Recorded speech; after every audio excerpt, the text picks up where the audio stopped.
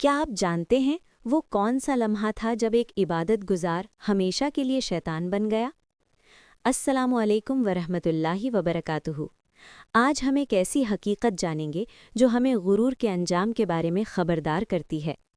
جب اللہ سبحانہ و تعالیٰ نے حضرت آدم علیہ السلام کو پیدا کیا تو فرشتوں کو حکم دیا، آدم کو سجدہ کرو۔ یہ اللہ کا حکم تھا اور تمام فرشتوں نے فوراً سجدہ کر لیا، لیکن ایک نے انکار کر دیا، وہ تھا ابلیس۔ ذرا سوچئے، وہ ابلیس جو ہزاروں سال عبادت کرتا رہا، اچانک اللہ کے حکم کو کیوں ٹھکرا دیا؟ اس نے کہا، میں اس سے بہتر ہوں، مجھے آگ سے پیدا کیا گیا اور اسے مٹی سے۔ یہی وہ لمحہ تھا جہاں تکبر نے اسے تباہ کر دیا۔ سوچئے، مسئلہ عبادت کا نہیں تھا، مسئلہ غرور کا تھا۔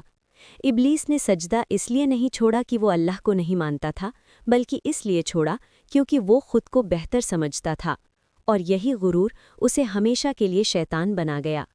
اللہ تعالیٰ نے اسے اپنی رحمت سے دور کر دیا، لیکن ابلیس نے جاتے جاتے ایک وعدہ کیا، میں انسانوں کو گمراہ کروں گا، انہیں سیدھے راستے سے ہٹا دوں گا، اور تب سے انسان اور شیطان کی دشمنی شروع ہو گئی۔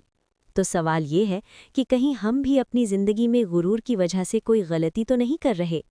اگر آپ کو ایسی سبق آموز اسلامی کہانیاں پسند ہیں تو پیغام اسلام کو سبسکرائب کریں اور مزید ویڈیوز کے لیے ہمارے ساتھ جڑے رہیں۔